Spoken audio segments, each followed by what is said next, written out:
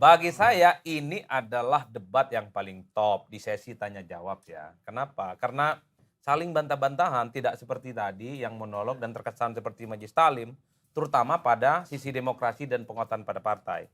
Apakah benar bahwa Pak Prabowo nggak kuat jadi oposisi? Karena sebelumnya kan sudah oposisi, tenang aja.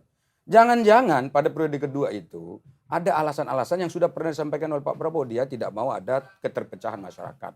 Saya kira di situ tampak jelas bagaimana itu seorang Anies Baswedan adalah figur yang sangat matang di dalam bertanya, di dalam menjawab.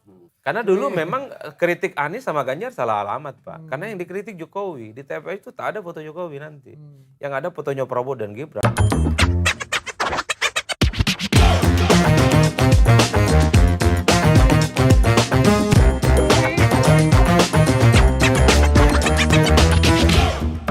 Oke, kita langsung aja ke Surabaya Timur. Gimana respon Surabaya Timur? Nah, bagi saya ini adalah debat yang paling top di sesi tanya jawab ya. Kenapa? Karena saling bantah-bantahan tidak seperti tadi yang monolog dan terkesan seperti Majelis Talim, terutama pada sisi demokrasi dan penguatan pada partai. Anies mengatakan rakyat itu bukan hanya tak respect ke partai, tapi pada proses-proses politik. Ya kan? Tapi kan diserang balik oleh Pak Prabowo Subianto. Anies bisa jadi gubernur karena proses demokrasi, diusung oleh Prabowo yang oposisi dan bisa mengalahkan jawabannya Jokowi saat itu adalah Ahok. Nah, seakan-akan ini game over, Pak, ketika Anies diserang balik oleh Pak Prabowo. Tapi Anies juga bisa menimpali balik. Nah, Pak Prabowo ini tak paham dengan oposisi. Tak tahan dengan godaan-godaan kekuasaan karena bisnis dan politiknya itu tidak bisa jalan tanpa ada kekuasaan. Ini menarik menurut saya. Jadi harus buka-bukaan nih ke depan.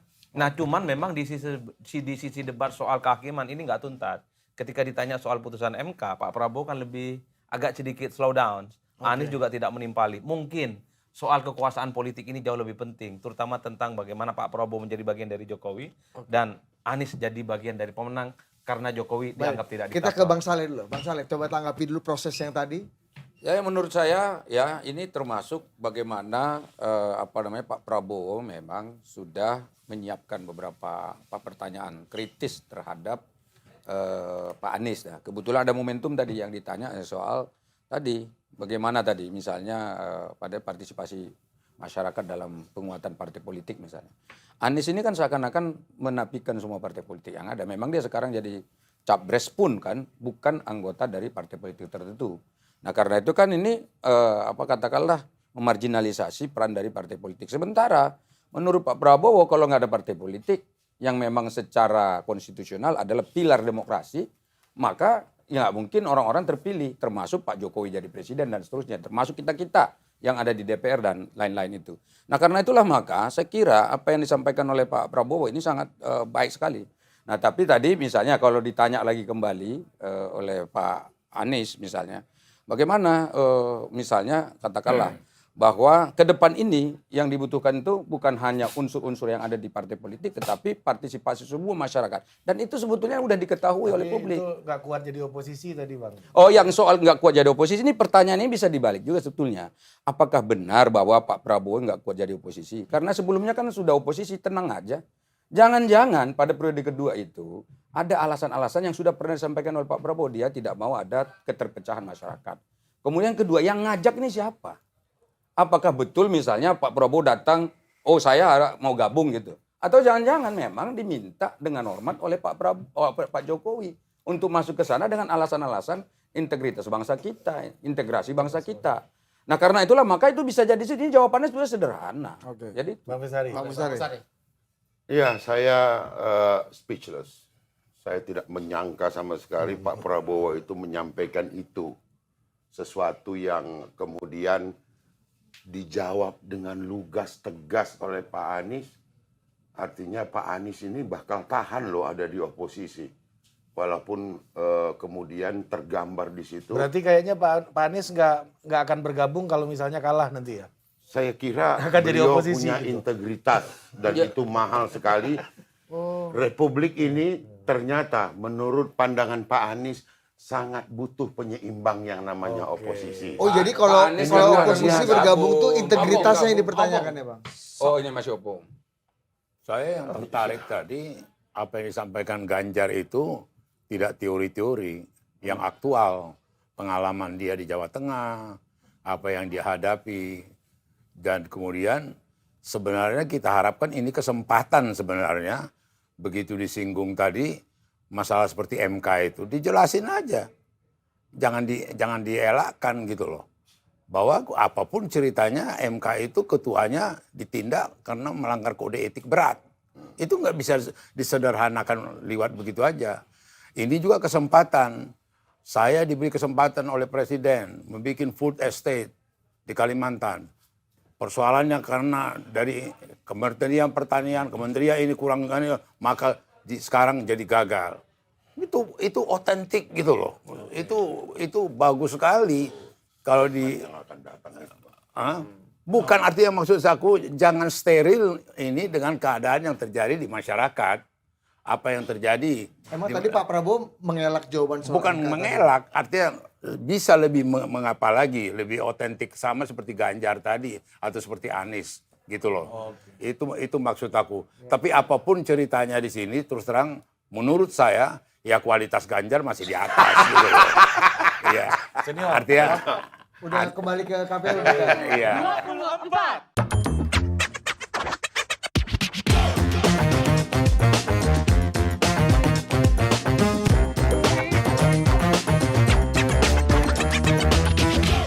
Oke, langsung. Langsung Kita- sorot Sorot ke Mas Bang Adi Sari. langsung, sorot ke Mas Adi.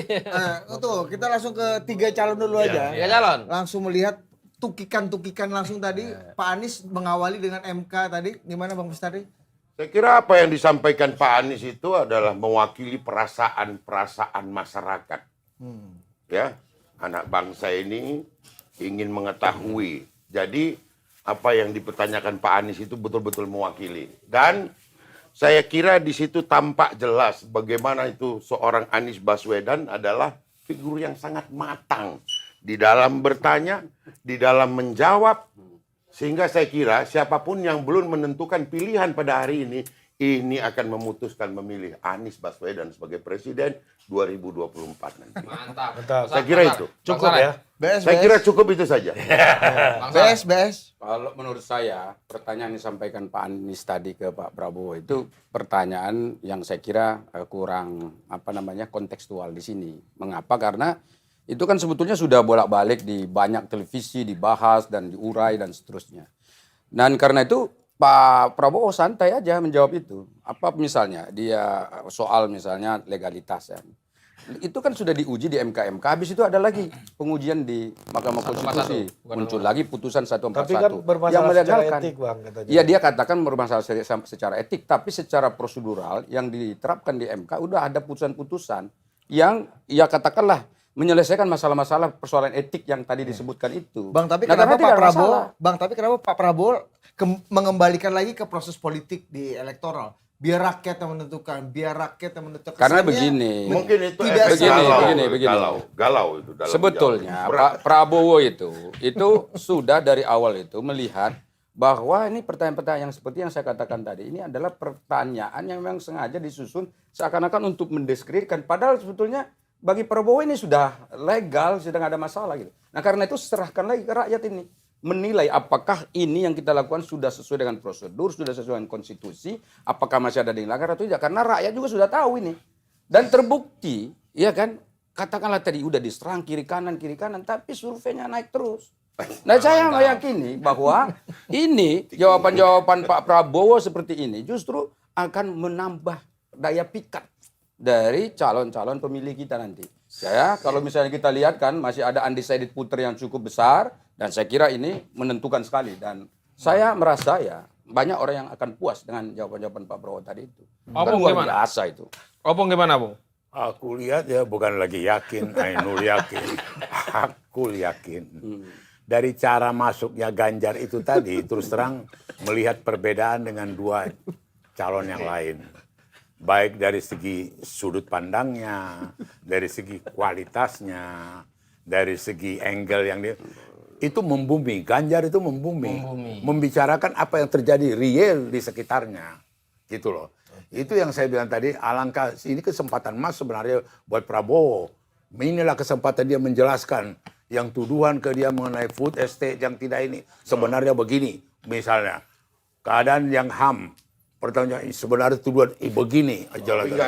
Ini nggak ada. Jadi maksud aku seperti steril dari apa yang selama ini dibicarakan di masyarakat. Itu sebenarnya Soal IKN tadi gimana, Pung? Soal moga-moga dalam perdebatan yang akan datang itu masuk. Saya nggak tahu. Ya, teman kita yang dari Surabaya Timur. Sebenarnya harapan kita lebih membumi apa yang diapakan ini. Oke, singkat Adi Pre. Keberlanjutan, perubahan, dan Mas Ganjar ini udah mulai menemukan format juga tadi atau masih belum? Nah, gimana melihat ketiganya ini? Ya formulasi dari masing-masing capres sudah mulai mengeras. Perubahan sangat terlihat dari Anies yang sejak awal cukup gaspol, nyerang terus ke Prabowo Subianto, dan pada saat bersamaan Pak Prabowo ini bertahan sekaligus juga memberikan serangan balik sebagai representasi dari kubu pemerintah yang keberlanjutan. Memang agak rumit bagi Mas Ganjar yang bagaimana cara mengambil posisi antara perubahan dan keberlanjutan ini. Makanya statement-statement Mas Ganjar sebenarnya secara substansi tidak ada persoalan apapun. Yang agak rumit itu untuk kebutuhan panggung yang perang-perangan. Ini kan kalau debat yang dilihat adalah perang-perangan kan, bagaimana Prabowo menyerang Anies dan Anies juga nyerang Prabowo. Beberapa kali segmen Ganjar itu tidak menyerang siapapun, nyerang Anies tidak, Prabowo pun juga tidak. Oke, thank you. Saatnya kita menyaksikan debat cawapres selanjutnya. Pertanyaan.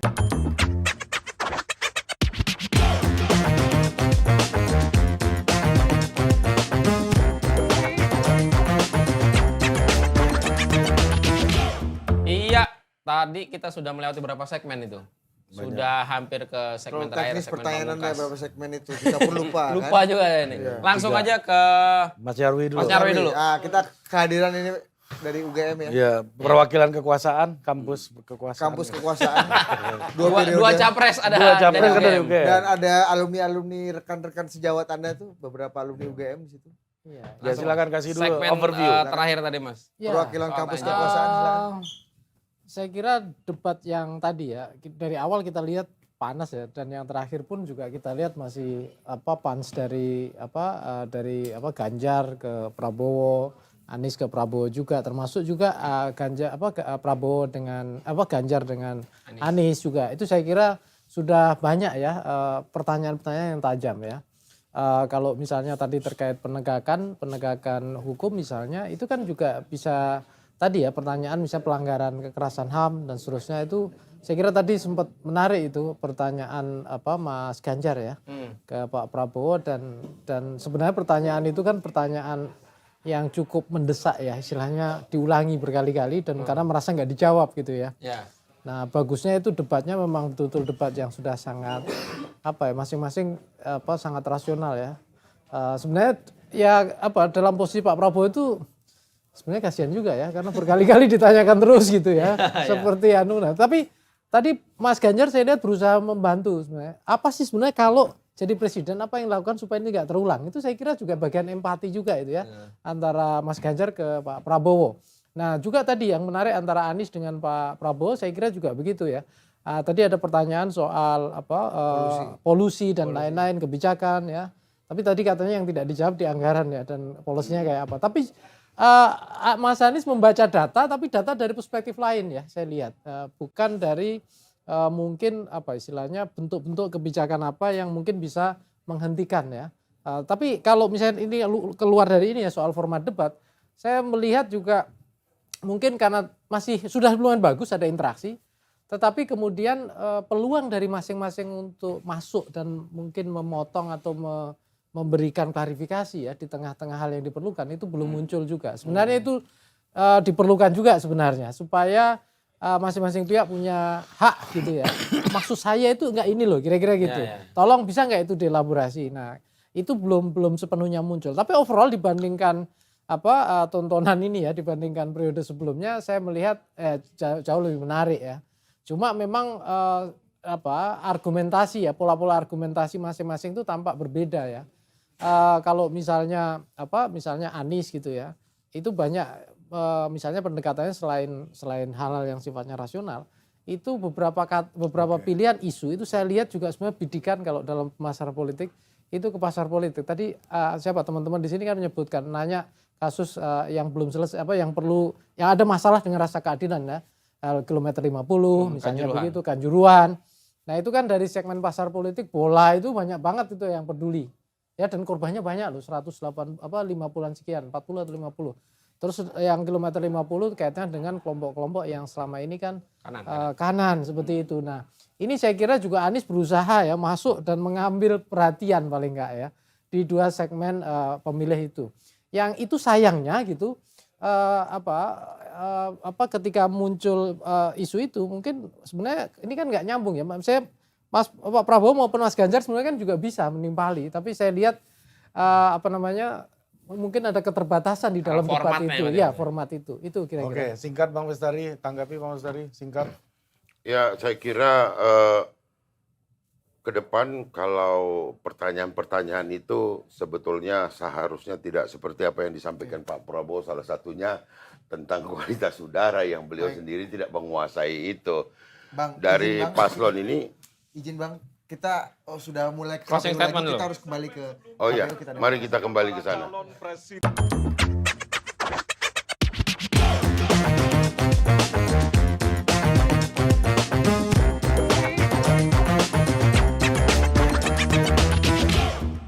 Oke, gimana menurut pendapatan Anda, Din? Kalau kata Opung, beda pendapat boleh, pendapatnya kalau bisa jangan.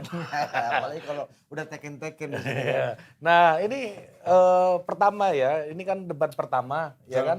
Pasti banyak catatan-catatan. Nah, kita langsung ke narasumber kita semuanya, ya. Di sini ada dua pengamat, Bang Adi Praitno dan Bang Nyarwi Ahmad. Kita Bang minta Adi Pray dari mana? dari mana? Nyarwi dari kampus kekuasaan. Adi Pray? Adi Pray dari Surabaya Timur. Gitu. Kekuasaan presidennya ada 2 capres kan dari situ. Gitu. Nah, kita mulai dari Mas Nyarwi dulu. Soal format debat ini Mas, ini harus dibaca adlib, baca iklan. Aduh, perspektif spesial. Debat Capres Cawapres ini. Ayo coba lu kasih suara presenter NPR Adu dulu. perspektif spesial debat Capres-Cawapres ini Harus didukung oleh ahlikan redakan sakit kepala di Indonesia, Bodrek. Bukan dompet biasa, Dana. Dana kanda. Luntalantung. Orang pintar minum tolak angin. Ini risiko Tolak tinggi loh, angin. honor ke kita. Cepat redakan nyeri otot. Sendi pegalinu. Paramek nyeri otot. Ya. Jakarta Solo, Jogja Solo, Paramek. Siapapun pilihan Anda dalam Pilpres ini, ya, dari siapapun yang Anda anggap bagus di dalam debat tadi, ya, Limineral yang 100% Indonesia. Ini benar nih gue baca. Oh berarti kalau di Wakanda nggak bisa pakai ini? Nomor. Udah ini hidupnya nggak pernah susah kayaknya. Ketawa terus. Justru karena terlalu susah. Mau diapain? Itu kalau udah gak bisa. Bang, itu kalau kata James Scott itu the weapon of the weak. Ya, senjatanya orang-orang lemah nih ya. Menertawakan. Kata-katain aja kan. Misu-misu. Iya. Kita masuk dulu. Ini debat apa misu-misu nih? Nah, silakan. Nah, kekuasaan dulu, kekuasaan. Kekuasaan. Ya, kalau dibandingkan 2019 ya, menurut saya lebih baik tentu saja ya. Artinya aspek interaktifnya ya dari para capres cawapres gitu, itu sudah lumayan lah. Tapi ini formatnya apa calonnya yang bikin menarik? Sebagai show-nya secara umum, sebagai show-nya gitu ya. Hanya saja kan memang ini berkali-kali ya, ini kan temanya terlalu dipadatkan. Dan di Undang-Undang Pemilu itu debat hanya 5 kan, 3 kali capres, cawapresnya 2 kali. Ini saja temanya 6 tema besar, ngomong dari demokrasi ya sampai penegakan hukum, HAM, korupsi dan lain-lain. Sampai polusi. Dan lain-lain. Nah, sampai polusi juga tadi, ya kan? Nah, di sini saya kira kalau mau debat lebih bagus tentunya idealnya ya. Debat itu satu debat ya 2 topik lah maksimal ya. Bukan banyak sekali sampai 6 begini kan gitu. Nah, itu kan nggak mungkin. Kita diminta punya prioritas, harusnya KPU juga punya prioritas tema gitu. Ya, tetapi KPU saya kira juga kesulitan. Kenapa? Karena kan mengikuti aturan undang-undang kan. Mestinya di undang-undang itu debat itu ya paling nggak bisa lebih dari 10 kali. Kalau misalnya tadi tema 6 gitu, jadi bisa jadi itu 3 kali debat paling nggak gitu ya. Paling tidak. Nah, itu soal waktu ya. Nah, yang kedua juga soal bagaimana peran antara moderator dengan panelis. Itu saya lihat di beberapa medsos juga ada komplain ya. Ini kenapa panelis juga nggak ada ruang ya untuk bisa berinteraksi dan menanyakan, padahal pertanyaan juga dari mereka gitu. Karena di beberapa di luar negeri kayak di Amerika misalnya, panelis itu termasuk juga ya beberapa punya ruang ya di banyak tempat ya. Bahkan debat-debat di luar Pilpres itu panelis juga punya space ya, kesempatan. Tetapi kan mungkin ada orang nanya, ini kan bukan lomba cerdas cermat yang dinilai panelis gitu ya. Ini kan debat menunjukkan ide originalitasnya gitu. Nah, berikutnya lagi dari sisi format ya, ini ada kemajuan. Ini kan pertama kali saya kira debat dulu kan nggak di KPU ya, ini di KPU. Ya artinya dari segi venue maksudnya. ya venue juga ya, termasuk model town hall meeting segala gitu ya. Itu saya kira juga lebih bagus ya daripada yang dulu-dulu itu kan agak normatif kaku gitu. Ya. Nah, terus berikutnya lagi saya kira dari sisi keaktifan ya dari pasangan capresnya ini, itu saya kira begini, ada yang istilahnya yang mungkin cukup siap ya dengan berbagai dari awal itu pengen menunjukkan bahwa diferensiasinya, keberanian untuk menanyakan hal yang pertanyaan panas. Nah ini berbeda loh, debat awal dulu 2019 ini mulainya nggak pada ngegas. Kalau ini ngegas semua ini saya lihat tadi dari awal ya, mulai 01 juga pertanyaannya ke Prabowo udah mulai ini gitu, ke 02 juga lumayan dalam respon gitu, Mas Anies gitu ya, sering diulang-ulang gitu.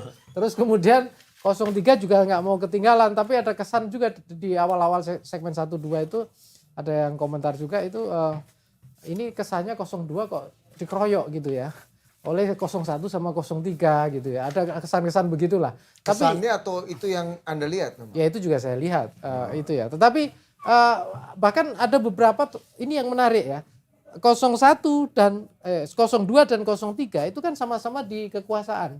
Ibaratnya dalam arti bagian mata rantai dari kalau ngomong kekuasaan saya juga 01 kekuasaan juga, ya. Kata 02. Ya, Kampus kekuasaan Anda. 02 sama 03. 01 juga ini. Iya, tetapi 01 keluar duluan kan. Oh gitu iya. loh. Cuma sama di menterinya masih ada sih, tapi sudah dari awal. Kan ada PKB. PKB 2 menteri loh. Ya. Tetapi yang pengen menunjukkan dari sisi tema alternatif atau perubahan kan jelas-jelas 01 yang 02 dan 3 itu kan ada konsistensi yang cukup tebal dengan Pak Jokowi. Nah, cuma cara mereka dan isu apa yang dipilih pada titik mana mereka kelihatan masih sama gitu, pada titik mana yang berbeda itu kelihatan. Misalnya soal IKN. Di situ kan antara Mas Ganjar dengan Mas Anies kan jelas-jelas berbeda ya cara memandangnya. Nah, tetapi kalau misalnya bicara misalnya soal katakanlah percepatan pembangunan capaian, di situ Mas Ganjar saya kira dengan Pak Prabowo beda diksi aja, banyak ini ya, banyak hal yang mungkin ada kesamaan. Nah, hanya saja kan cara mereka mengedres pasar politik ya. Ini caranya saya lihat yang mungkin ya menurut saya, ini terserah mungkin yang lain punya pandangan yang beda. Beberapa itu Anies cukup canggih ya dengan memention di tengah tadi ya. Misalnya tadi kilometer 50 kasus itu, kemudian bola. Tapi yang tadi di penutup tadi kan kata Bang Astari Barus kan ini Mas Ganjar closingnya kayak pemilihan wali kota gitu ya. Cerita dari dia sebagai anak polisi Pak Mahfud. Tapi menurut saya itu cara bagaimana membangun emosi dan emosionalitas dan koneksi ya dengan pemilih.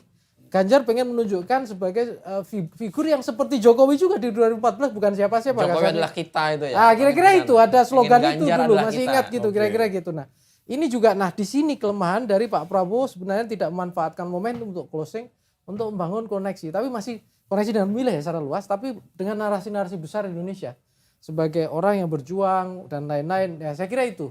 Oke, thank you. Kita setuju juga tuh 10 kali debat, 10 kali juga kita teken kan. Mantap juga.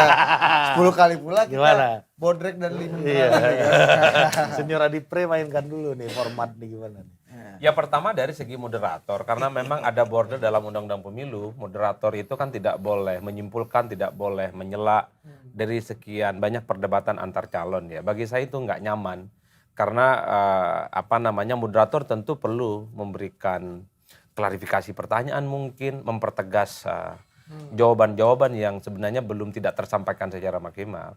Jadi anggap saja debat kandidat itu kayak talk show di media, kayak seperti yang kita lakukan, saling TikTok antar narsum dengan pembawa acara dan moderator itu penting, Pak. Bisa ngumbang juga harusnya. Iya betul. Abang nih, ya. Karena secara prinsip bagi saya semua pasangan calon presiden dan wakil presiden pasti sudah mempersiapkan segala-galanya. Kita tahu Anies Baswedan itu adalah orang yang sangat dikenal sebagai orang yang sangat ahli dalam berretorika, mantan gubernur Jakarta. Kemudian Pak Prabowo Subianto, pengalaman berdebatnya cukup luar biasa. Sejak 2009, Pak. Pak Ganjar Pranowo 2 kali jadi gubernur. Saya kira ini adalah portofolio politik yang mentereng. Jadi tanpa disetting sekalipun 3 orang ini diadu, ngegas pasti Pak. Cuman karena dibatasi oleh ruang lingkup, moderator, waktu yang terbatas, jadi kikuk dan tidak eksploratif. Sorry to say. Banyak pertanyaan-pertanyaan yang saya kira menurut saya cukup substantif dan penting untuk dikuliti. Satu soal pelanggaran isu HAM masa lalu, ini kan menarik untuk diungkap. Bagi saya termasuk orang yang punya kepentingan ini supaya clear, tuntas ya tuntas-tuntasnya. Tidak selalu dikaitkan dengan Pak Prabowo. Termasuk misalnya saya berharap tadi isu yang terkait dengan korupsi. Mestinya paslon yang bertanya dengan Pak Ganjar yang sempat dikaitkan dengan EKTP. Termasuk juga bertanya tentang Anies Baswedan yang dikaitkan dengan Formula E. Itu menarik bagi saya. Supaya isunya tidak menggantung. Kenapa menarik? Ini adalah forum sakral 5 tahunan. Di mana semua calon pasti dia bicara dari ke hati ke hati. Jadi dalam konteks itulah saya dalam banyak hal memang menyoroti soal debat format yang dibuat antara KPU dan tim paslon ini membuat ruang lingkup perdebatan itu tidak terlampau maksimal dan tidak terlampau mendalam. Nah yang kedua bagi saya usul sebenarnya sejak lama. Kalau bisa yang jadi panelis itu bukan hanya sebatas pelengkap penderita, apalagi yang tadi. Ini kan profesor dan doktor hanya sebatas ngambil balon kemudian dibacakan. Ini kan tidak menghargai balon apa bola itu. Orang Madura, bola itu disebut balon, Pak. Itu kayak tidak menghargai seorang panelis yang cukup luar biasa, Pak. Mereka tuh profesor dan doktor dan ahli di bidangnya. Saya dalam berbagai kesempatan mengatakan, sekali-kali panelis itu harus diundang mereka yang terdampak langsung dari isu yang terkait dengan yang diangkat. Ketika ada isu HAM, panggil mereka itu yang terdampak isu HAM-nya. Ketika ada isu korupsi, panggil mereka yang terdampak isu korupsi. Ketika ada isu terkait dengan lingkungan hidup, panggil mereka yang terdampak terkait dengan lingkungan hidup. Karena para panelis ini sebenarnya banyak kakinya nggak nyentuh ke tanah, Pak. Bukan pelaku dan tidak tahu secara persis anatomi persoalan-persoalan yang disampaikan. Sorry itu saya katakan, pertanyaannya itu normatif, Pak. Itu pertanyaan kuliahan. Apa yang akan Anda lakukan soal pengadilan HAM masa lalu? Ini kan pertanyaan zaman bahla dimunculkan lagi. Itu Mas Ganjar yang nanya, Bang. Termasuk misalnya soal korupsi. Bukan panelis, pengadilan HAM Mas Ganjar. Kan itu dijawabnya. Kalau membaca pertanyaan-pertanyaan bagaimana mengurangi kemiskinan, birokrasi yang tidak terlibat dan seterusnya. Itu pertanyaan-pertanyaan normatif. Karena 5 tahun lalu pun sudah ditanyakan iya, tadi ya. ini Pertanyaan mengulang. nanti lama-lama ada buku jawaban debat Iya, capres iya, gitu iya. kan. Kayak SPB. Kayak CPNS. CPNS. Pertanyaan outnya nih. Karena pertanyaannya itu aja. Jadi pertanyaannya diulang-ulang. Tentang korupsi pertanyaannya itu terus. Tentang HAM pertanyaannya Bang, tapi itu kan tadi lu saja. bilang Lengkap kan- dengan kunci Iya. jawaban. Katanya Bang Andi kan bilang tadi harusnya dari pertanyaan yang sangat menyentuh dari hati ke hati. Tadi misalnya soal Formula E, IKTP yang selama ini menjadi tabir lah ya di masyarakat. Tapi kan untuk Pak Prabowo sendiri seperti kata Profesor Nyarwi ini dari kampus kekuasaan bahwa Pak Prabowo sendiri kan dihadapkan pada pertanyaan-pertanyaan yang Diulang-ulang. bukan juga dari hati ke hati soal MK, soal IKN, soal kekuasaan dan oposisi. Itu kan pertanyaan yang sangat current sebenarnya. Ya, dan ini juga tadi kalau berharap kedalaman dan kepanjangan dari jawaban, waktu tadi banyak nggak habis kok, cukup. Iya, Cukup semuanya tuh, cukup. Ya karena mereka takut kepanjangan juga untuk bicara. Waktunya 2 menit. Diminta untuk menjelaskan suatu hal yang substantif. Saya kalau bisa ke depan debat-debat selanjutnya, kalau bisa nih, masing-masing calon nggak perlu bawa rombongan. Cukup capres, jawabres. Jangan-jangan mereka itu duduk itu minta contekan tuh. Duduk aja. Nggak perlu kemana-mana, duduk kayak di kursi. Mereka adu gagasannya. Nggak perlu duduk ke belakang, ke depan lagi capek. Maksudnya ditutup matanya gitu ya. Iya. Dan jangan-jangan memang terlampau banyak bocoran informasi dari para tim sukses itu terkait dengan jawaban-jawaban yang muncul. Udahlah kasih ruangan tertutup 4x4. Adu mereka sama satu moderator. Keren, Pak. Sama satu penyidik ya, Bang. Habis itu Dan semua kamera nyorot di dalamnya. kamera tersembunyi ya. Kalau Anda udah takut lambaikan tangan gitu kan. 4x4, 3 dan 1 penyidik. Betul. Kan enak Pak ditanya, Pak Prabowo misalnya. Anda itu selalu dikaitkan dengan masalah lalu gimana sih ceritanya. Ya. Pak Prabowo juga tanya kepada Anies dan kepada Ganjar. Anda itu dikaitkan dengan korupsi, kan enak Pak. Ini kan persoalan-persoalan yang nggak tuntas. Kalau debatnya dibatasi oleh ruang lingkup yang juga terbatas, termasuk waktunya yang cukup luar biasa, saya kira hal-hal yang sifatnya menggantung itu akan selesai dalam debat ini. Kan kita nggak mau Pak, pertanyaan ini template 2014, 2019, 2024, pertanyaannya kan ini aja. Tapi ada yang paling baru. Misalnya salah satu Nambah tadi soal IKN aja. yang Pak Idam siapkan sudah. Kita lihat highlight highlight tadi, Pak Idam udah highlight. siap. Nanti kalau kita nggak pakai marah pula Pak Idam. Kita kan? lempar ke pemain dulu dia. Pemain dulu. Oh, Kalau iya. format kan pemain nggak boleh komentar. Betul. Karena format tuh udah Disepakati oleh tim ya kan. mereka. Masa Anda udah sepakat komentar lagi kan nggak mantap. Kita masuk ke sini aja nih. MK dulu. MK ini oposisi dulu ya. Oposisi. Kan? Iya udah diurut lo mah. Iya, Lu lu mau jangan bayangin sama nomor ini lu tertib. Ya udah. Ini kan telepon dari Pak Idam. Iya makanya. Oke. Namun, kepercayaan publik terhadap partai politik di Indonesia selalu rendah. Pertanyaan, apa kebijakan yang akan Anda lakukan untuk melakukan pembenahan tata kelola partai politik? Waktu untuk menjawab, 2 menit, dimulai dari sekarang. Saya rasa lebih dari sekedar partai politik. Rakyat tidak percaya kepada proses demokrasi yang sekarang terjadi. Itu jauh lebih luas dari sekedar partai politik. Ketika kita bicara demokrasi, minimal ada 3. Minimal 3 nih. 1 adalah adanya kebebasan berbicara. Yang kedua, adanya oposisi yang bebas untuk mengkritik pemerintah dan menjadi penyeimbang pemerintah. Yang ketiga, adanya proses pemilu, proses pilpres yang netral, yang transparan, jujur, adil. 3. Dan kalau kita saksikan akhir-akhir ini, 2 ini mengalami problem. Kita menyaksikan bagaimana kebebasan berbicara menurun, termasuk mengkritik partai politik. Dan angka demokrasi kita menurun, indeks demokrasi kita. Bahkan pasal-pasal yang memberikan kewenangan untuk digunakan secara karet kepada pengkritik, misalnya Undang-Undang ITE atau pasal 14, 15 Undang-Undang Nomor 1 tahun 1946. Itu semua membuat kebebasan berbicara menjadi terganggu. Yang kedua, oposisi. Kita saksikan minim sekali adanya oposisi selama ini. Dan sekarang ujiannya adalah besok. Bisakah pemilu diselenggarakan dengan netralitas, dengan adil, dengan jujur? Ini ujian ketiga.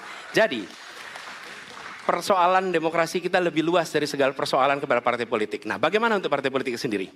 Partai politik perlu mengembalikan kepercayaan. Tapi di sini ada peran negara. Menurut saya salah satu masalah yang mendasar partai politik ini memerlukan biaya. Dan biaya politik selama ini tidak pernah diperhatikan di dalam proses politik. Untuk kampanye, untuk operasional partai, semua ada biayanya. Sudah saatnya pembiayaan politik itu dihitung dengan benar. Ada transparansi. Sehingga rakyat pun melihat ini institusi yang bisa dipertanggungjawabkan. Jadi salah satu reformnya adalah reform pembiayaan politik oleh partai politik. Terima kasih. Baik. Waktu sudah habis, terima kasih. Kini kami persilakan calon presiden nomor urut 2 untuk menanggapi jawaban calon presiden nomor urut 1. Waktunya 1 menit, dimulai dari sekarang. Mas Anies.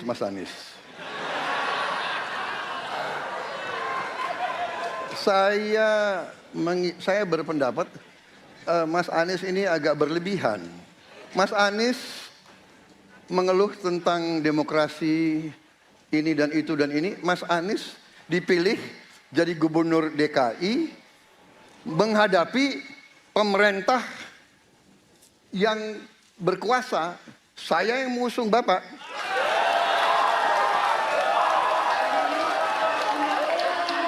Kalau demokrasi kita tidak berjalan, tidak mungkin Anda jadi gubernur.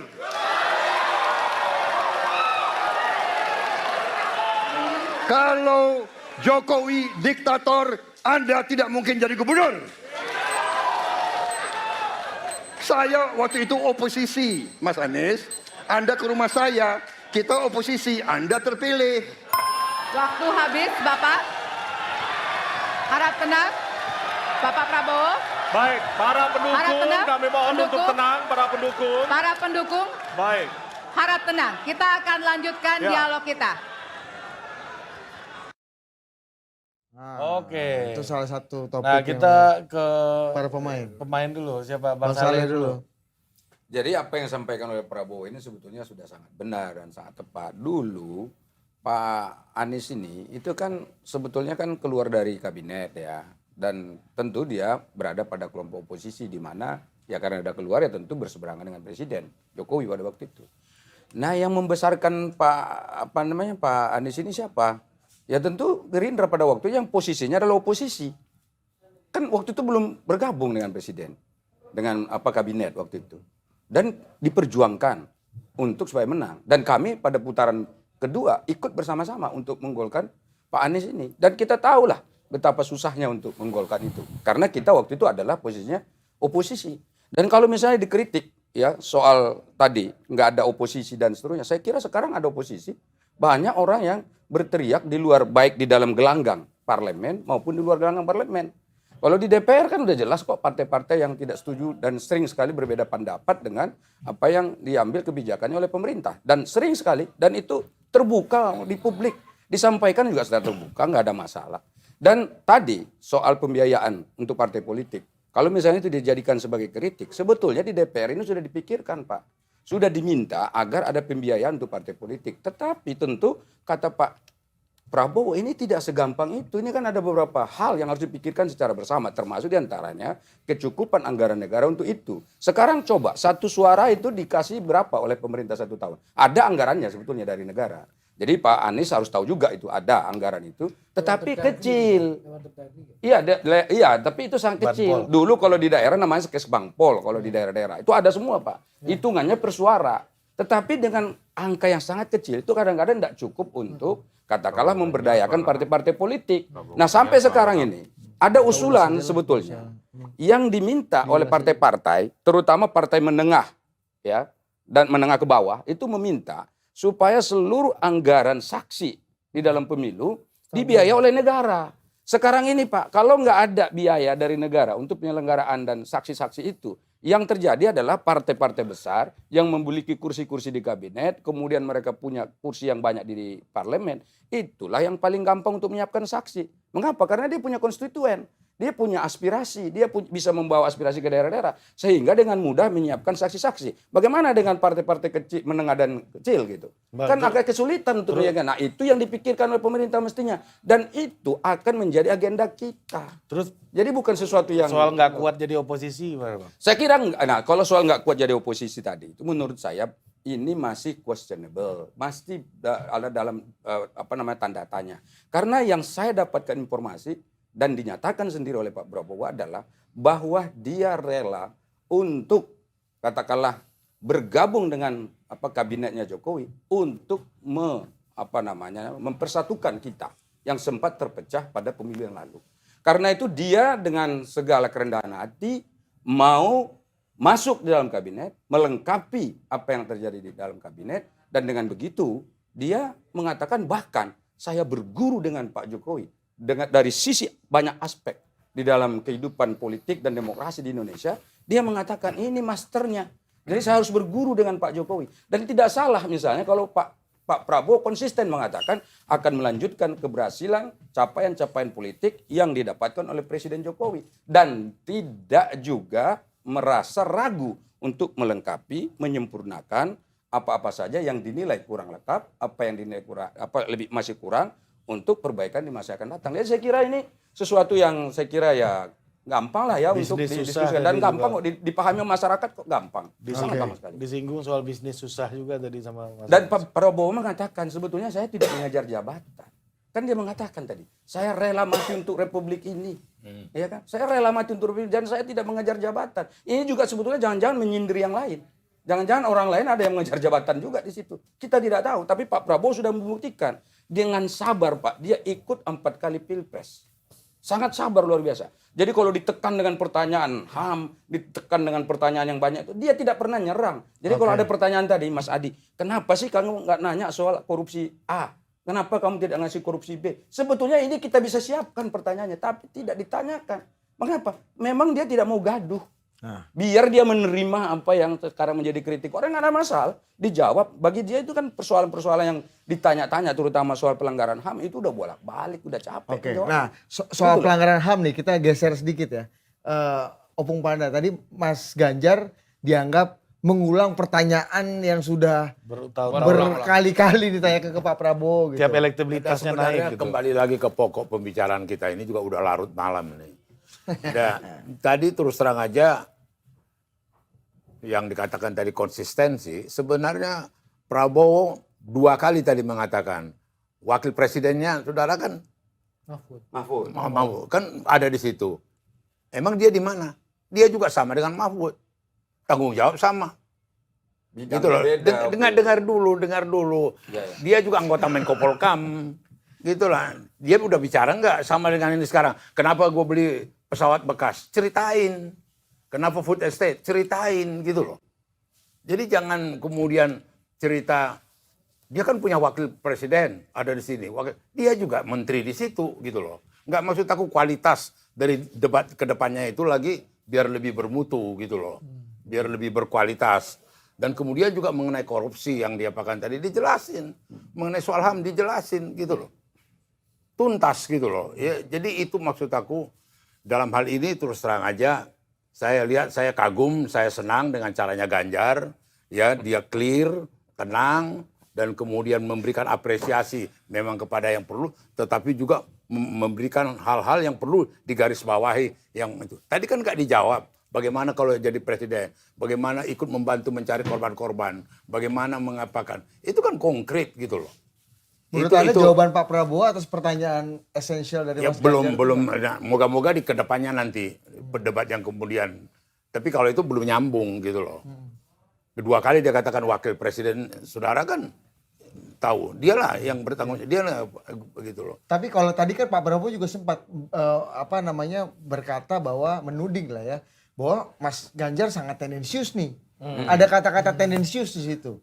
Apakah memang ada gimana menurut Opung? Kasus 2009 kok ke saya gitu. Iya, tendensius sekali. itu Dia soal- akhirnya menunjuk tapol-tapol yang dulu. Itu soal pemahaman aja itu.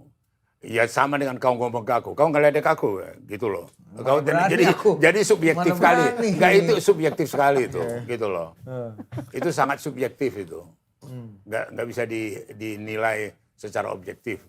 Hak dia lah mengatakan tendensius, nggak tendensius gitu loh. Bang, itu kata Opung nggak dijawab tuntas tuh. soal Jadi pelanggaran sebetulnya HAM begini. termasuk.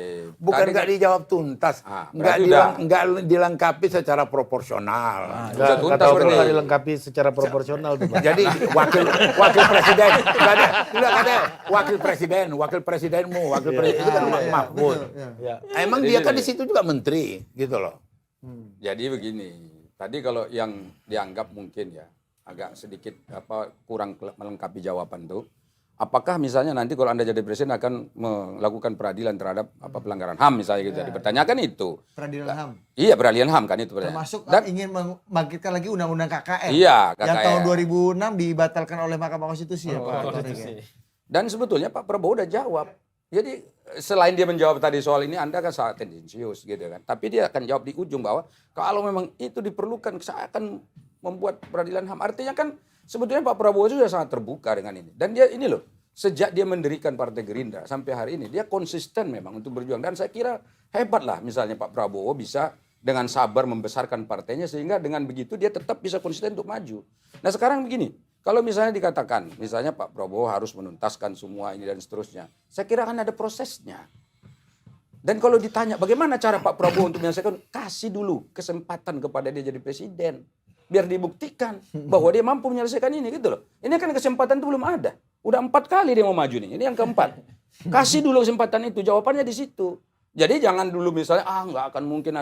Ya kan belum pernah ada kesempatan itu. Coba kalau dikasih kesempatan. Nah sekarang yang soal wakil presiden. Jadi wakil presiden Anda gitu kan. Ya wajar lah disebut begitu. Kenapa? Karena Pak Mahfud itu Menko bidang politik, hukum, dan HAM. Prabowo anggotanya. Dan Prabowo ada tadi sebagai anggota, ya tentu Menko ini membawahi semua bidang. Kalau Prabowo kan cuma pertahanan, ada TNI di dalamnya, kan begitu.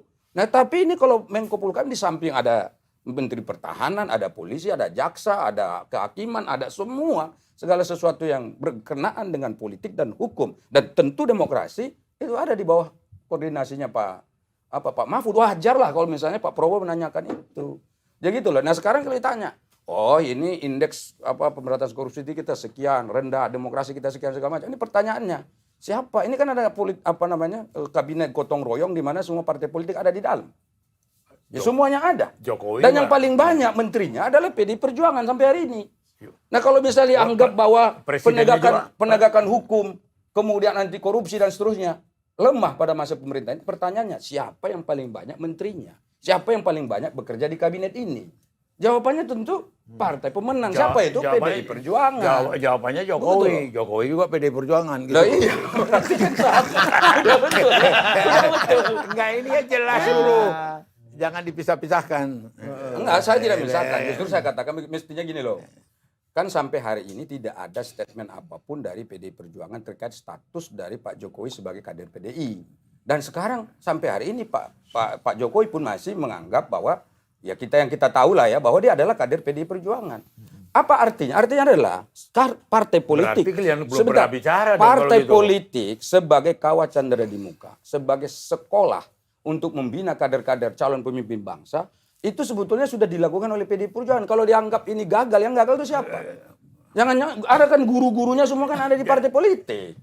Ya kan siapa di sana? Ya, Pak Jokowi bukan masuk ke partai PAN, bukan masuk ke Golkar, bukan ke Gerindra. Jadi kalian tapi maksudnya di PDI Perjuangan. berjalan jauh begitu belum dapat jawaban mengenai Jokowi. Sampai anaknya kalian ambil, belum punya jawaban kalian. Udah diambil Bang ya? Iya.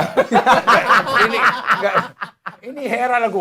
Enggak menjadi Pung, Nggak heran apa? Pung, kalau Ini menurut artinya ini? Jokowi, mengenai Jokowi. Ini kan tadi cerita, ini partainya paling banyak. Ininya apa? Kenapa nggak mulai dari Jokowi? Jokowi presidennya, PDI Perjuangan. Kan begitu. Jadi klop semuanya. Gitu loh. Pung, kalau tadi Opung lihat kan Pak Prabowo berkali-kali kan bilang Pak Jokowi, Pak Jokowi, Iya. Pak Jokowi. Menurut Opung gimana? Bung? Ya udah betul lah itu. Ya udah betul itu pengakuan. Ya kan? Tapi Opung tadi terkait dengan Mas Anies ini yang soal Pak Prabowo nggak tahan jadi oposisi, Bang Saleh tadi udah mengklarifikasi bahwa presiden yang meminta untuk Pak Prabowo untuk bergabung, untuk Pak Prabowo mau karena nggak untuk menghindari polarisasi. Nah Opung kan ada dalam kejadian itu dulu. Jangan lupa ada MRT. Iya makanya itu. Nah itu gimana klarifikasi gini dari kan? Opung? Ya udah berjalan. Jokowi sama Pak Prabowo gini ya tengah Iya, sama Opung. iya. Kau udah damai kau. Iya. Nah, di mana Pak? Dada Opung gimana? Emang Pak Prabowo nggak tahan jadi oposisi waktu itu? Apa? Opung? Waktu itu kan ada Opung. Nggak ada soal tahan nggak tahan. Bagaimana mereka satu. Itu aja. Oh, ini Itu aja. klarifikasi dari 03 juga nih. Yang ada di lokasi kan? Opung Oh, berarti ini bukan pakai soal tahan nggak tahan koalisi oposisi, Nggak ada soal tahan nggak tahan. soal persatuan. Berarti sama Opung sama Bang Saleh yang Ya, soal sama. Oh sama. setuju. Udah ada pengakuan. Iya, Sebetulnya enak sama Opung ini, udah selesai. Bang Bestari, Sedang saya juga. mau ke Bang Bestari. Tadi soal IKN ini kan belum clear banget soalnya. Sebenarnya jawaban dari Mas Anies. Posisinya Mas Anies itu setuju atau tidak? Atau apakah kalau jadi presiden akan memindahkan ibu kota ke IKN? Ya. Tadi jawabannya apa? Jawabannya harusnya kalau kata Mas Anies. Pas, Jawabannya Bang izin Bang, pas Abang ngerokok, jawab lah Mas Anies soal itu Bang. Anies itu bukan menolak IKN, menyempurnakan. Oh. Itu aja. Apa pula? Bang, apa Ya kan? pula itu? Nggak ada dia bilang dia nolak. Evaluasi iya. Iya. Oke, IKN adalah produk undang-undang. Next. Undang-undang boleh nggak direvisi? Boleh. Ya sudah. Berarti membuka peluang untuk merevisi lalu mungkin Revisi bentuk tim 4 program 100 hari Pak Anies. Pertama, pangan murah. Enggak IKN ini Bang. yang kaitannya sama IKN. Ya bentar dulu, di belakangnya paling bawah adalah IKN. Iya. Kasih waktu untuk menata dulu. Membentuk tim, jadi membentuk tim untuk pangan murah, gitu kan. Kemudian pengentasan permasalahan korupsi. Membentuk timnya, ada 4 tim yang dibentuk, yang terakhir itu dia. Tim untuk evaluasi IKN. Evaluasi berarti. Iya, Udah ada timnya boleh belum, dong. Bang? Boleh, Bang. Kan belum presiden. Oh iya. Saya Tunggu pikir terpilih dong. Udah didesain itu. Kalau terpilih baru. Jadi gini, jangan abu-abu lah. Tadi Pak Prabowo kencang banget itu ngomong tentang saya tidak mengejar jabatan. Ada ya? Ya. Loh, Ada. Pak Prabowo lupa dia ketua umum partai. Partai didirikan untuk apa? Merebut kekuasaan. kekuasaan identik jabatan. Kan itu. Ya memang saya agak sepakat dengan yang disampaikan Pak Anies. Bukan agak sepakat, memang Pak Prabowo mungkin nggak tahan, Bang. Terhadap oposisi, Bang. Dan gestur, kita ingat itu, pada waktu naik ke atas MRT, Allah. Jadi Pak Jokowi duduk begini, saya ngeliat betul. Saya tertarik dengan kelembutan hati Pak Prabowo yang begini. Nah, itu kan masih ada gambarnya, Pak. Jadi saya kira itu... Apa isi bisikannya itu? Apa isi bisikannya? Ya, hanya mereka yang tahu, tapi gestur itu menceritakan banyak hal. Artinya bahwa apa yang disampaikan Pak Anies tadi kaitannya dengan memang agak kurang orang yang mampu berdiri sebagai oposisi. Apalagi sudah menyangkut kepada keselamatan bisnis. Mungkin cuma Surya Paloh yang bisa begitu. Surya Paloh oposisi, Bang. Hah? Apanya? Surya Paloh bukan oposisi. tahan terhadap gempuran. Kan saya masukkan tadi bahwa jangan engkau berumah di tepi pantai jika kau takut gelombang. Enggak, ini oposisi apa enggak Pak Surya Paloh ini sekarang nih, Bang? Nasdem itu nggak ada oposisi karena komitmennya sampai 2024. Kalau Mas Anies kan akan mengevaluasi IKN. Kalau buat Nasdem sendiri gimana, Bang? Tentu kalau nanti Pak Anies berkuasa jadi presiden, dia punya hak untuk mengajukan revisi. Dan prosesnya bukan di Partai Nasdem, di parlemen. Enggak, tadi kan Mas Anies bilang mengkritisi proses pembuatan undang-undang yang enggak didiskusikan. Atas dasar kritik. Dan Nasdem sendiri dan PKB kan menjadi bagian yang atas kemudian dasar- mengetok undang-undang itu, Begini, Pak, siapa yang bisa klaim bahwa semua kita ini orang benar kan? Enggak juga. Nah, ketika kemudian era berganti, ternyata ada sesuatu yang harus membuat itu harus direvisi, ya revisi aja. Ya. Nggak ada masalah. Sama dengan undang-undang IKN, ada satu partai menolak, yang 8-nya menerima. Kemudian begitu ngelihat isinya, ini gubernur DKI pun kayaknya bakal kesedot-sedot nih. Jadi pemilihan di DKI tinggal sisa pemilihan ketua RT sama ketua RW. Ya itu kan kemudian... Bang, ini Bang, pertanyaan satu lagi Bang. Sebelum kita ke pengamat nih. Artinya, apapun hasil Pilpres nanti seandainya bukan Anies Baswedan yang menang nih. Artinya Nasdem dan Anies Baswedan akan menjadi oposisi di pemerintahan yang nanti. Dengan apa yang disampaikan oleh Pak Anies tadi. Oposisi itu kan sebuah pilihan. Dimanapun kita berdiri bersama kekuasaankah atau oposisi, dua-duanya itu tempat yang terhormat. Oh iya. Begitu loh. Masalahnya Itu- tahan apa nggak tahan? Nggak, aja. Masalahnya tahan nggak? Jangan hari ini ngomong oposisi, tiba-tiba pindah ke sana. Nasdem gimana nanti setelah ini pemilu misalnya? Setelah Seandainya- pemilu. Bukan Mana bisa kita oposisi orang kita pemenangnya? Oke lah. Iya kan? Siap. Nanti kita lihat di putaran kedua, potensi oposisi itu ada di partai mana. Tapi berarti Mas Anies sudah mendahului nih. Kenapa tuh? Udah ngomong Udah yakin dulu. masuk putaran kedua baru. Iya, kalau misalnya Emang Kita ada akan putaran lihat kedua? putaran kedua. Siapa yang akan bertemu di putaran kedua? Kalau masih paslon kita yang masuk dengan Pak Prabowo, ya kita mau tanya juga kawan sebelah, akan oposisi atau bergabung ke kami? Kalau Kan sebelah begitu? siapa, Bang? Emang ada putaran kedua? ya Hah? Ada putaran kedua. Ya. Abang yakin rupanya nggak ada? Oh, kita satu putaran. Satu putaran. Ini Apa adu silang Monas atau apa ini, Bang? Aduh, Jelas klaim dulu. ini. Bang Bestari, tapi masalahnya Pak Prabowo ini udah berpengalaman untuk bergabung ke yang menang gitu. Ya, Tapi kalau pengalaman ikut dan Mbak Anies gimana gitu Loh. loh pertanyaannya. Pak Anies itu pemenang. Udah boleh. Pak Anies itulah orang, gini loh. Jadi banyak orang mengatakan, saya yang mencalonkan you. Tapi kalau ketika kemudian kemarin yang dicalonkan oleh Gerindra itu bukannya Anies, saya nggak yakin juga menang pilkada DKI itu. Itu harus dihitung juga. Dan ada efek yang luar biasa ketika mencalonkan Anies dari 9 kursi atau 11, itu naik menjadi 15 DPRD-nya. Gitu loh. Jadi ini sebetulnya saling menguntungkan antara Gerindra dengan Pak Anies pada masa itu. Dan jadi wakil gubernur lagi. Siapa? Dan jadi wakil gubernur. Wakil gubernur lagi dapatnya. Apalagi? Terus kenapa ke saya mau ke sini? Kenapa sama opung sekarang? Yang tengah, Opung. Bang, Jangan ke saya. Iya. Opung. Kalau menurut Bang Lestari pertanyaan Mas Anies juga tadi soal MK ke Pak Prabowo sekali lagi ya, itu udah dituntaskan belum oleh Pak Prabowo? Begini, terlalu berbelit-belit menurut saya jawabannya. Kan yang ditanya bagaimana menurut Pak Prabowo. Kalau Perasaan saya Pak Pak Prabowo, perasaan saya baik-baik aja. Ya cukup segitu aja jawabannya seharusnya. Oh. Kalau makin dipanjangkan makin kelihatan dari intonasi suara itu, Pak. Ini mohon maaf nih, Pak.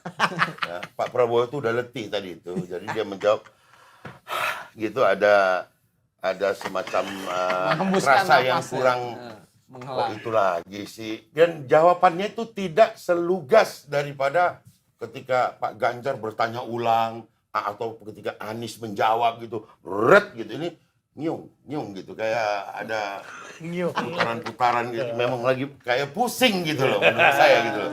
Saya nggak ketemu bahasanya yang pas apa itu gitu. Jadi rakyat akan melihat, Pak. Iya, Dari seluruh dilihat jawaban rakyat ini tadi ini. Enggak, tadi kan Bapak buat kesimpulan sendiri. Nah, kesimpulan sendiri seperti itu kan mencoba menggiring. Kan saya pendapat ditanya Bapak. host, Ya, Pak. ini saya juga akan menanggapi itu. Ya toh, kan sama. Tadi Bapak bicara panjang, saya nggak potong sedikit pun. Iya. Nah, ini giliran saya bicara. Jadi, sebetulnya yang terjadi itu adalah bahwa tadi Pak Prabowo itu ngikutin semua segmentasi yang ada di debat ini dengan baik. Jadi semua waktu yang tersedia dipergunakan dengan baik. Pertanyaan-pertanyaan yang ditanya juga dijawab dengan benar. Dan kalau misalnya dianggap masih kurang dan seterusnya, tentu yang akan menilai itu adalah rakyat. Nah, ini kan terbuka ini untuk semua rakyat Indonesia, itu kan disiarkan nih dan luas sekali, dan bahkan kita sendiri yang duduk di sini ikut menonton gitu. Nah, karena itu makanya saya katakan apa yang terjadi malam ini saya kira ini bisa dijadikan sebagai bahan elaborasi. Tidak mungkin semua persoalan bangsa ini bisa dituntaskan, didebatkan hanya dengan waktu yang sangat terbatas dan juga jumlah pertanyaan yang sangat ya katakanlah terbatas itu gitu. Dan alhamdulillah kan ada beberapa pertanyaan tadi memang katakanlah yang dibawa dari luar masuk ke situ oleh calon-calon presiden itu kan sebetulnya kan pertanyaan yang dibawa dari luar tuh.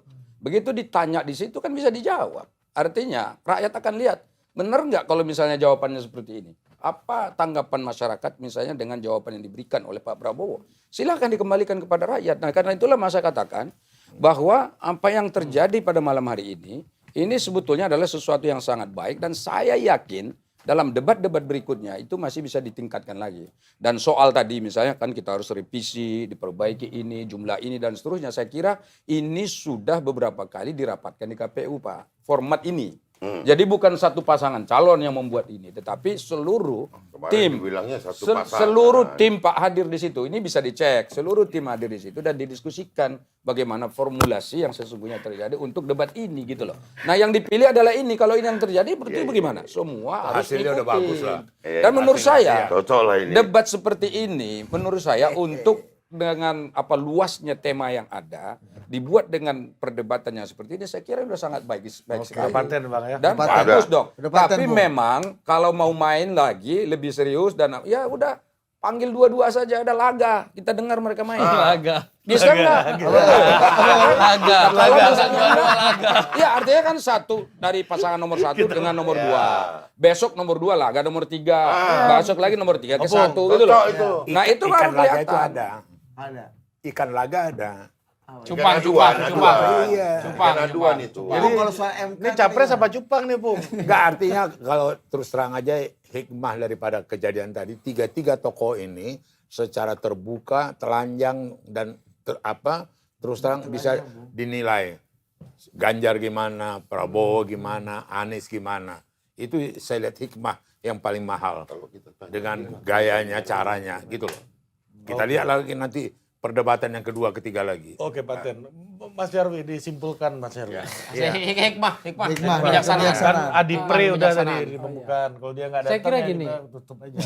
Overall, dibandingkan kita harus lihat ya, dibandingkan Pilpres 2019 lalu, Lebih debat baik ini lah. ya lebih baik ini jelas. Semuanya juga bisa melihat itu. Terus yang kedua, memang waktu setuju ya. Itu 120 menit dengan 6 tema besar itu saya beberapa kali kalau ditanya itu semua mustahil mengelaborasi ya. Tapi banyak waktu sisa kok tadi. Ya, tetapi sebenarnya apa? Itu kan ketika dijawab ya Bu ya. Itu kurang apa ya? Kemudian ya kan kalau schedule itu jadi sangat teknikal jadinya. Terus yang kedua gini,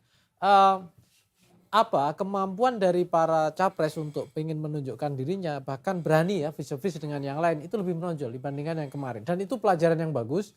Artinya keras, panas, tetapi ya nggak ada satupun yang emosional kan. Dan santai gitu, itu juga saya kira ini. Nah mungkin kelemahannya itu tadi banyak pertanyaan yang tidak selesai, ya, yang kemudian sebenarnya itu bisa dielaborasi, itu nggak jadi ya tiktokannya mendalam. Ya misalnya soal tadi misalnya IKN nggak dikejar juga misalnya soal tadi kan dikritik evaluasi kebijakan. Nah itu caranya bagaimana proses nanti misalnya sampai ke ujung kira-kira kalau partai kondisinya ini, nah misalnya termasuk partainya pendukung Mas Anies ya bagaimana? Nah ini pertanyaan ke Bang Lestari tentunya larinya. Nah, tapi banyak sekali ya isu HAM juga begitu ya. Tadi sudah dijelaskan Opung ya soal Mas Ganjar dan lain-lain, Pak Prabowo juga Bang Saleh. Tapi yang saya mau katakan begini, Bu, debat itu kan bukan hanya panggung bagi para capres-capres, tapi rakyat Indonesia kita semua itu kan pasti akan memetik hal-hal tertentu yang nanti bisa kita diskusikan ulang. Ya bisa kita elaborasi. Nah tentu ini juga janji resmi kan, di record itu juga nanti akan jadikan kita pegangan ya referensi. Ya saya kira itu ya kira-kira. Oke, Pak Tian, kasih kemarin kebijaksanaan dulu sebagai penutup. Gimana? Hikmah kebijaksanaan dari apa yang sudah terjadi hari ini. Dan saran buat Opung. Tapi jangan diulang lagi bahwa Ganjar yang pasti menang. Itu Opung itu yang ngomong itu. Ini bisa komentarnya sendiri. Bukan jangan diulang. Dia Opung dalam konteks melarang. Bukan nyuruh, ngelarang. Iya, kalau kau mau lakukan ya aku mau apa katanya. Gak bisa aku tahan kau. Kalau kau mau bilang itu ya bisa. Tapi sebelumnya sebagai orang tua aku sudah ingatkan. Ya secara umum debatnya agak sedikit menarik ya, terutama pada isu-isu baru terkait dengan IKN, terkait dengan oposisi, termasuk soal soal putusan MK ya.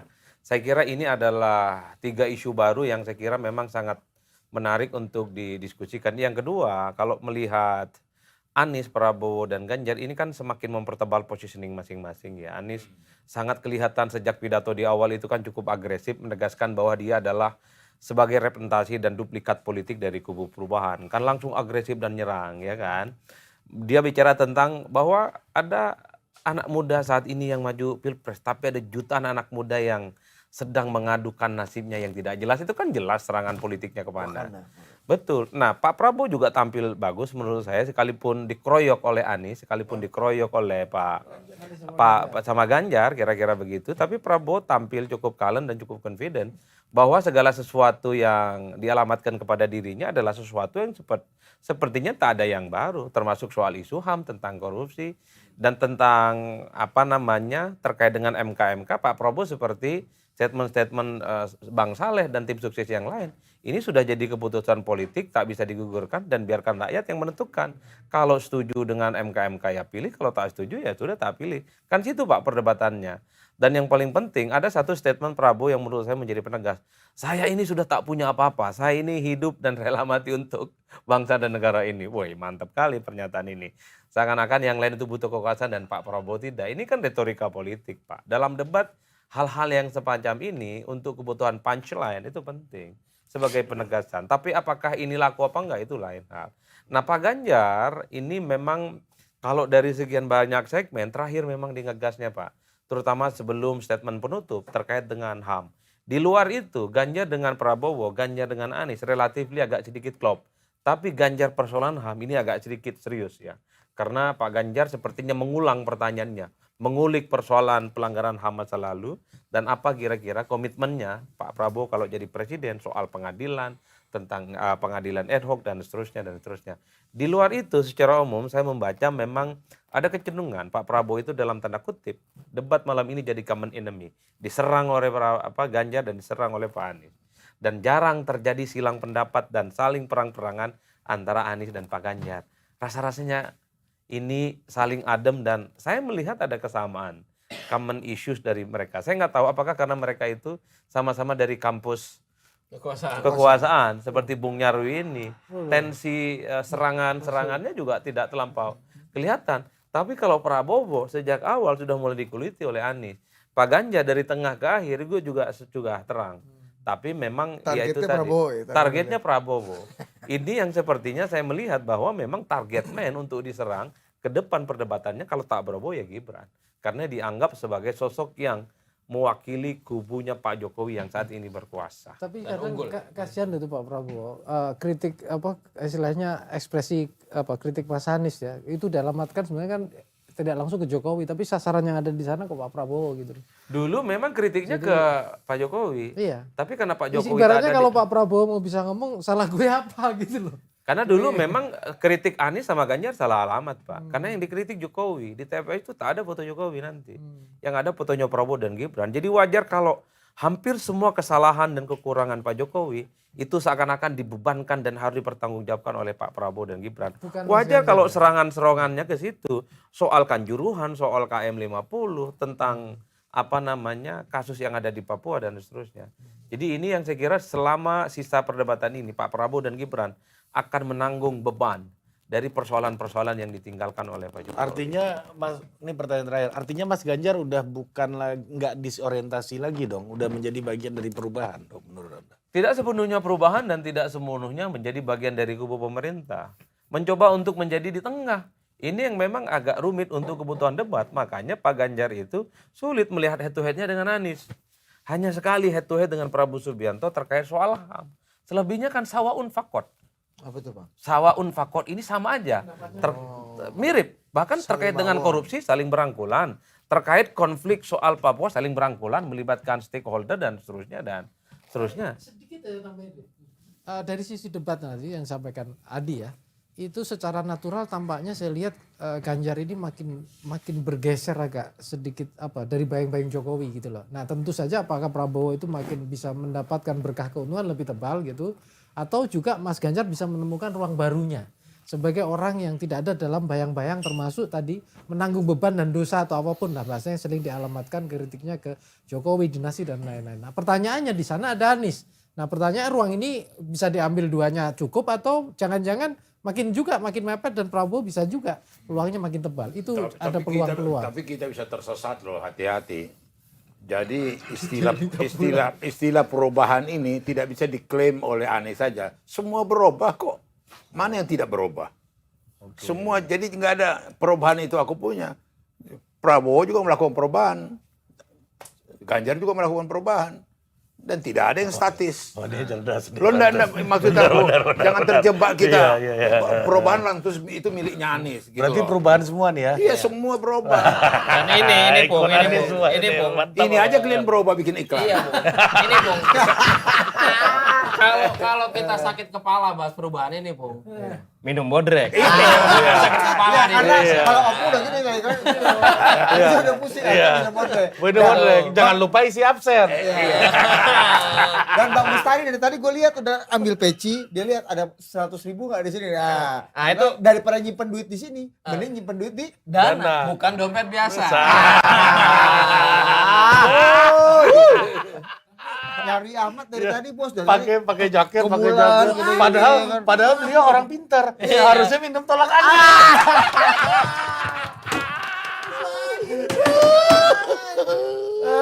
Masuk iklan. Tadi Bang Saleh tadi saya juga di debat kan Pak Prabowo joget-joget dikit. Mungkin kalau nyeri otot, nyeri otot, cepat redakan nyeri otot, sendi dan pegalinu. Tapi apapun. Dan semuanya kalau apapun pilihan pilpresnya, minumannya Adipri tetap mineral. Apakah Madura akan jadi provinsi atau tetap bergabung di Jawa Timur? Mineral. Oke. Terima kasih. Sampai jumpa. Tutup.